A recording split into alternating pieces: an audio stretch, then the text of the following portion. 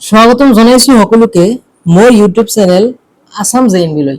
ইয়াতে নৱোদয় বাছনি পৰীক্ষা ৰিলেটেড সকলো তথ্য ইয়াতে আপলোড কৰা হয় আৰু তৈয়াৰীৰ কাৰণে আমি এটা জেএনবিএছটি সিৰিজ চলাই আছো, যাৰ পাটিগণিতৰ আমাৰ নম্বৰ টপিক যেটো হুত কষা দুটা ভিডিঅ অলৰেডি আমি দিছো, ভূমিকাটো আৰু অনুশীলনৰ কিছুমান প্ৰশ্ন আমি কৰিছো।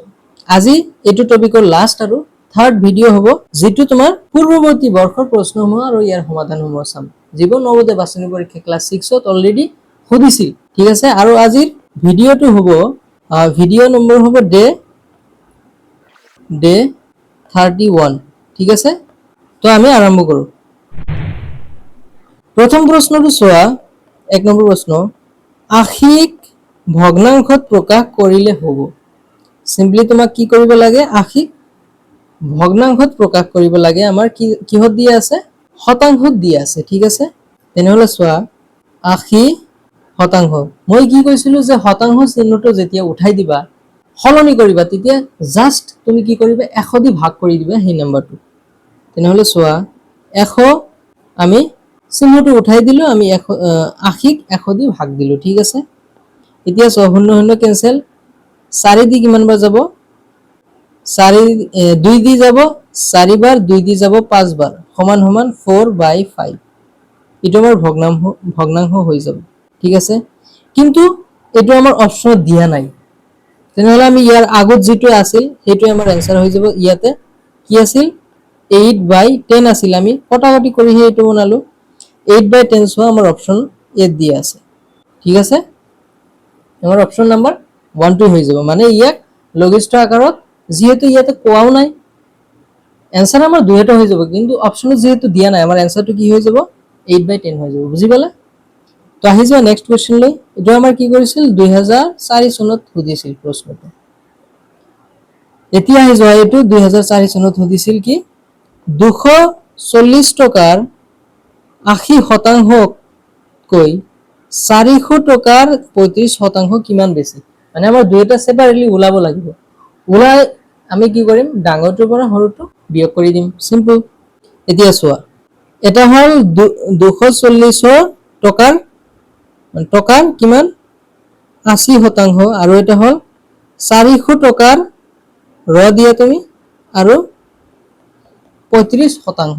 এটো সিম্পলি আমি কি কৰিম, 240 টো পূৰণ হ'ব 80, যেতিয়া তুমি শতাংশ উঠাই দিবা তলত 100 আহি যাব। 400 পূৰণ হৈ যাব 35, শতাংশ উঠাই দিলে তলত 100 আহি যাব। এতিয়া কটাকটি কৰা, 0 0 কেনসেল, 0 0 কেনসেল, 0 0 0 0 কেনসেল। তেনেহলে চোৱা 24 into 8 হ'ব, ইয়াতে হৈ যাব 4 into 35। 8 4 গুণ 32, 2 8 2 গুণ 16, 17 18 19, 192। ঠিক আছে, 4 5 গুণ 20, 2 বাকি, 4 3 গুণ 12, 13 14। এটা আমাৰ শেষত ওলাল আমাৰ 192 আৰু 140, ডিফাৰেন্স তো আছে দুইটা। এতিয়া কৈছে কি কিমান বেছি, মানে এটাৰ পৰা ডাঙৰটোৰ পৰা সৰুটো বিয়োগ কৰিলে হৈ গল। তেনেহলে চোৱা 192 minus 140 সমান সমান কি হ'ব, 2 টো আহি যাব 52, আমাৰ आंसर হৈ যাব। 52 কত আছে, প্ৰথম অপচনটো আমাক দিয়া আছে। ঠিক আছে, আমাৰ অপচন নাম্বাৰ এ হৈ যাব, 1 হৈ যাব। 52 টকা 52 টকা।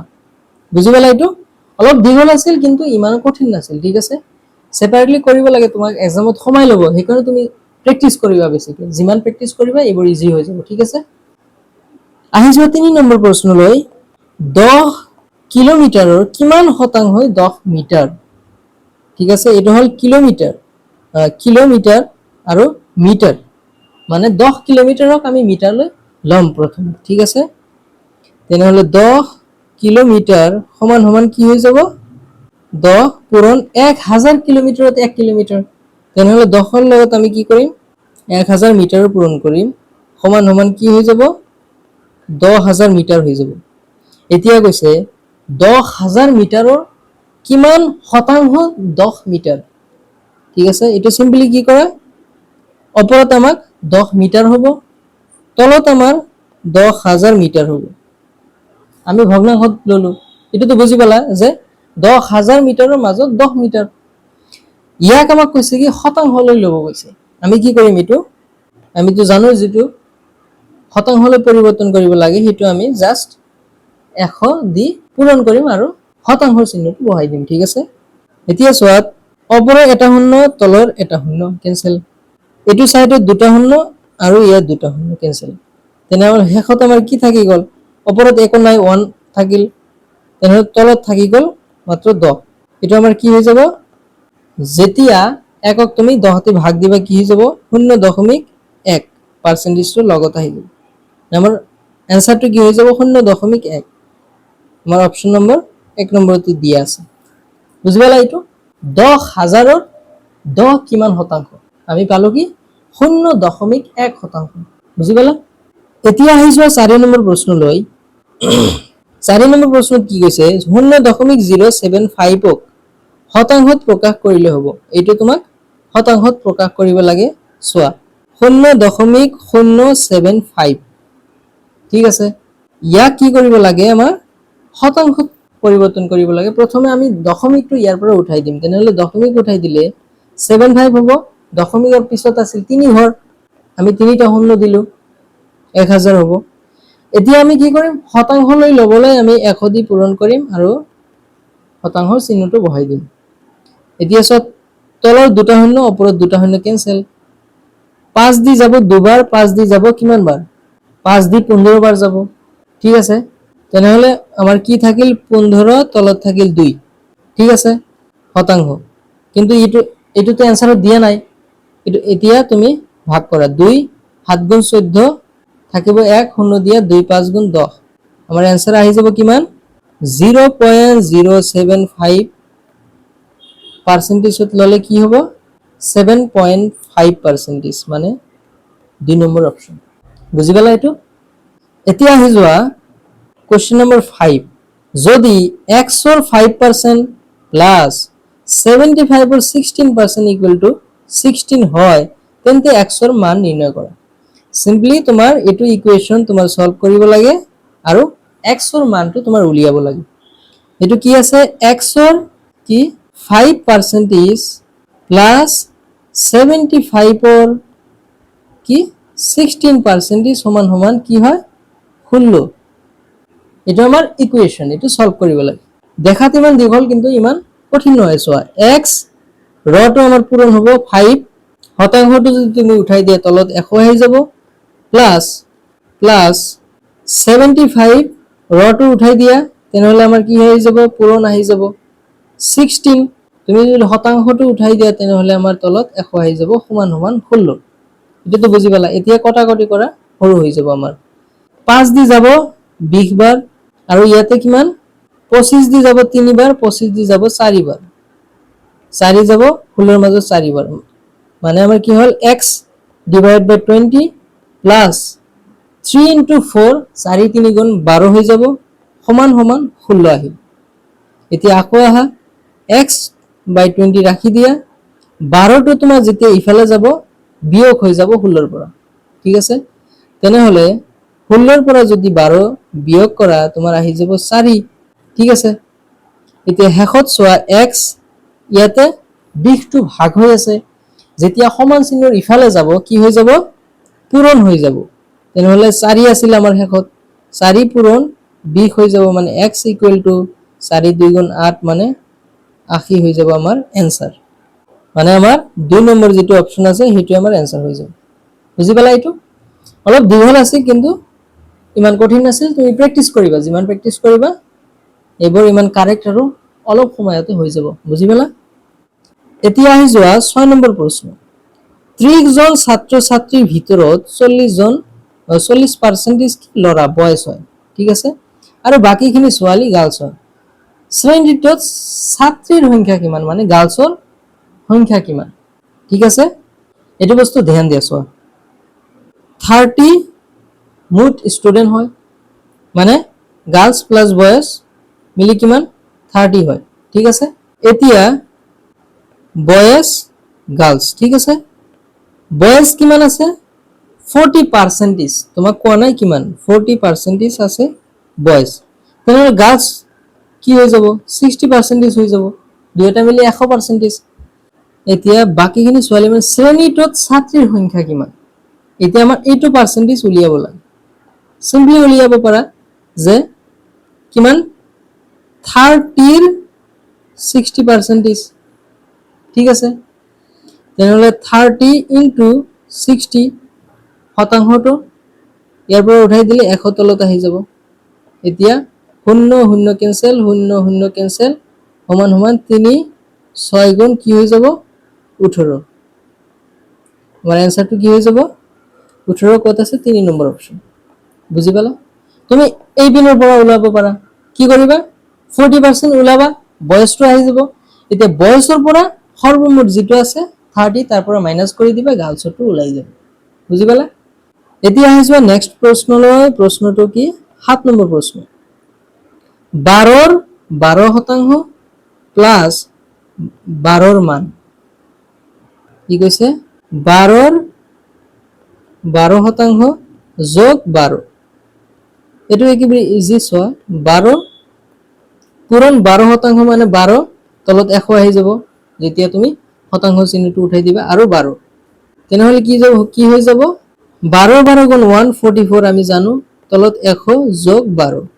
তোমালোকে তো ভগ্নৰ যোগবোৰ জানাই। এতিয়া কি হ'ব ওপৰত 144 তলত 100 যোগ 100ৰ লগত 12টো পূৰণ হৈ যাব, তেনেহলে 1200 হ'ব। সমান সমান তলত আহিব 100, ওপৰত 1200 আৰু 144 মানে 1344 হৈ যাব। বুজি পালা? এতিয়া কি কৰিবা জাস্ট তলত দুটা ঘৰ শূন্য আছে একৰ পিছত, ওপৰত এনেকৈ দশমিক বহাই দিলে হ'ল।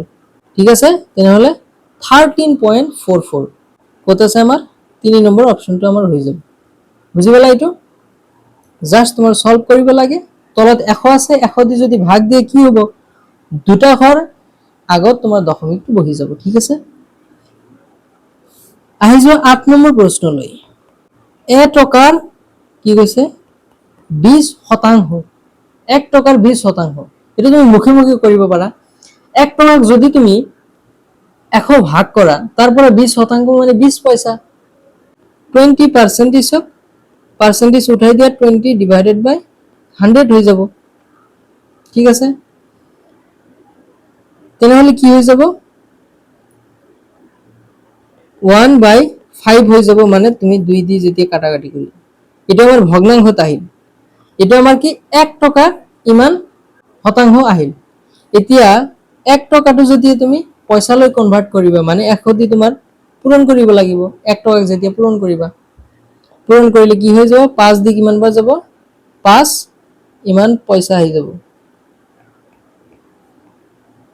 5 দি 20 20 পয়সা। বুজি পালা? 9 নম্বৰ প্ৰশ্নটো চোৱা। 9 নম্বৰ প্ৰশ্নটো কি কৈছে 1.02ৰ তলৰ কোনটোৰ সৈতে সমান।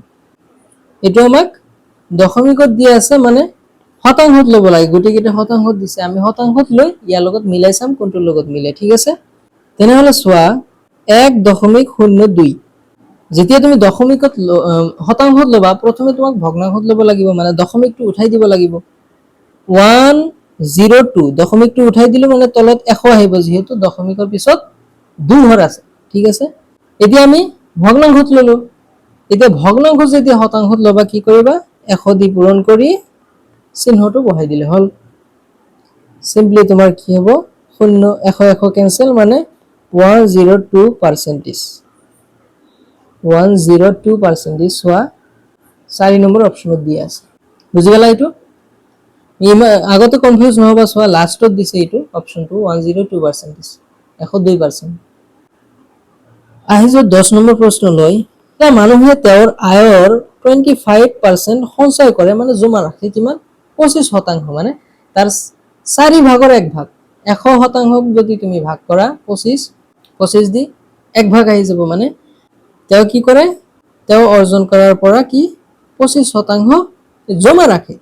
যদি তেওঁ প্ৰতি মাহে 3000 টকা সঞ্চয় কৰে এবাৰ 25% মানে কি 3000 হৈ গ'ল তেওঁৰ মাহেকীয়া আয় হ'ব চোৱা এজন মানুহে আয়ৰ কি কৰে 25% সঞ্চয় কৰে ঠিক আছে 25% কিহৰ আমি যেটো তেওঁৰ মাহেকীয়া আয় এটো ধৰি ললো আমি x ধৰি ললো তেনেহলে কি 25% x ৰ x ৰ 25% সমান কি কিমান টকা জমা ৰাখে 3000 টকা এটো দিয়া আছে তেনেহলে আমাৰ মাহেকীয়া x টো ওলাই আহিব চোৱা এতিয়া সিম্পলিফাই কৰা এটো x ৰ ৰ মানে পূৰণ 25% তলত 100 আহি যাব সমান 3000 টকা বুজি পালা 25 ইয়াৰ মাজত যাব 4 বাৰ মানে x divided by 4 সমান 3000 টকা এতে x টো ইয়াতে ৰাখি দিয়া তুমি ইয়াতে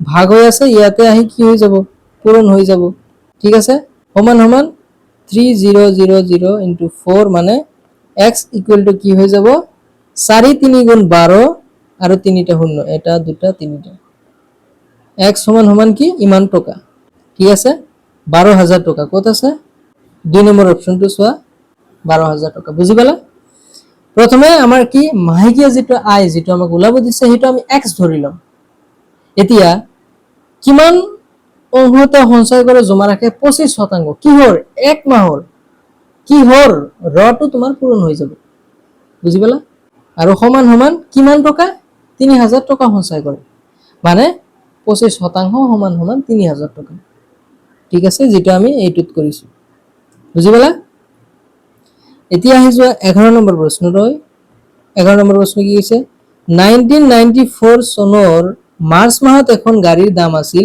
ইমান ঠিক আছে ইমান টকা 94 চনৰ এপ্ৰিল মাহত ইয়াৰ দাম 10% বৃদ্ধি হ'ল 10% বাঢ়িছে দামটো পালে এত চনৰ এপ্ৰিল মাহত গাড়ীখনৰ দাম আছিল এটো তোমাক খালি লং বনাই দিছে কিন্তু ইমান কঠিন নহয় প্ৰথমে দাম আছিল এটো তাৰ পিছত 10% বৃদ্ধি পাইছে বাঢ়িছে এতিয়া বুজিছে দামটো কিমান বাঢ়িল মানে যিমান টকা আছে তাৰ লগত আমি 10% টো উলাই যোগ কৰি দিম বুজি পালা তেনেহলে আমাৰ 10% টো উলাব লাগিব প্ৰথমে আমি কি কৰিম তেনেহলে 6700 ৰ কি 10% আমি উলাম বুজি পালা আৰু যেটো উলাব তাৰ লগত এটো লগত যোগ কৰি দিম মানে ইয়াৰ লগত যোগ কৰি দিম বুজি পালা এতিয়া চোৱা 67000 into 10 শতাংশ চিহ্নটো উঠাই দিয়া তলত 100 আহি যাব শূন্য শূন্য কেনসেল শূন্য শূন্য কেনসেল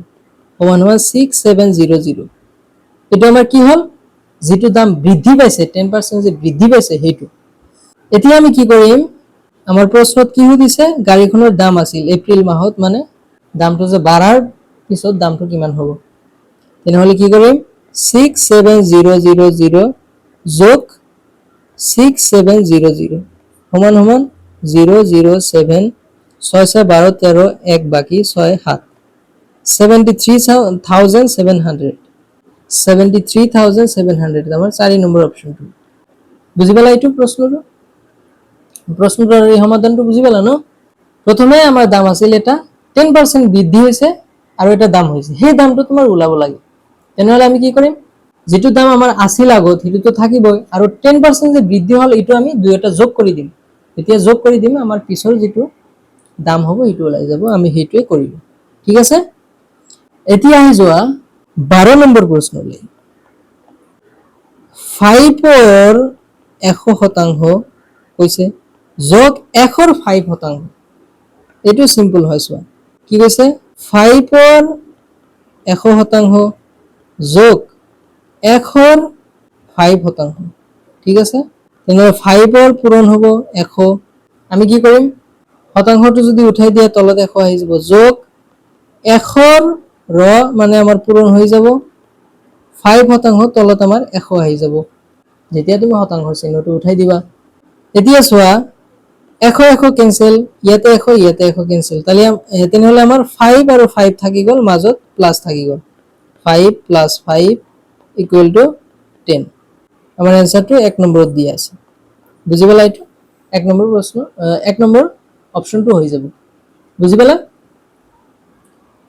13 নম্বৰ প্ৰশ্ন চোৱা 13 নম্বৰত কি কৈছে 3 10% মান হইছে দশমিকতে যাব 3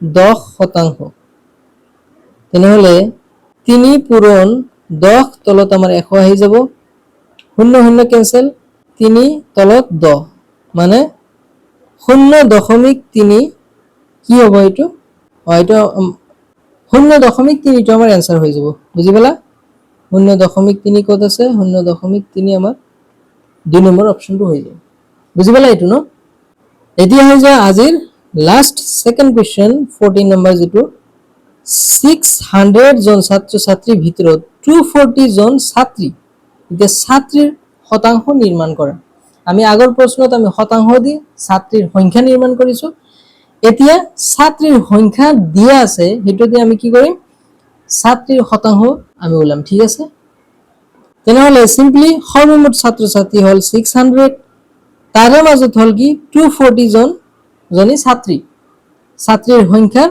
শতাংশ কিমান হ'ব আমি 100 দি জাস্ট পূৰণ কৰিম আৰু শতাংশৰ চিহ্নটো বহাই দিম তেনেহলে 0 ক্যান্সেল 0 ক্যান্সেল ওপৰত থাকিল 240 তলত থাকিল 6 তেনেহলে 6 দি কিমান 6 4 গুণ 24 মানে 40 স্টুডেন্ট 40% আমাৰ যেহেতু আমাৰ পাৰ্সেন্টেজ ওলাব দিছে আমাৰ आंसर কি হৈ যাব 3 নম্বৰটো 40 শতাংশ 40% মানে 40% কি ছাত্ৰীৰ সংখ্যা কিমান 600ৰ মাজত 240 ঠিক আছে আহি যায় আজিৰ অন্তিম কোশ্চেন অৰ্থাৎ খুদ কছাৰ পূৰ্ববৰ্তী বৰ্ষন আজি লাস্ট কোশ্চেন 1994 বহুত পুৰণিয়া প্ৰশ্ন এজন মানুহে প্ৰতি মাহে 1800 টকা উপাৰ্জন কৰে আৰু ইয়াৰ 10% সঞ্চয় কৰে জমা ৰাখে তা কিমান টকা সঞ্চয় কৰে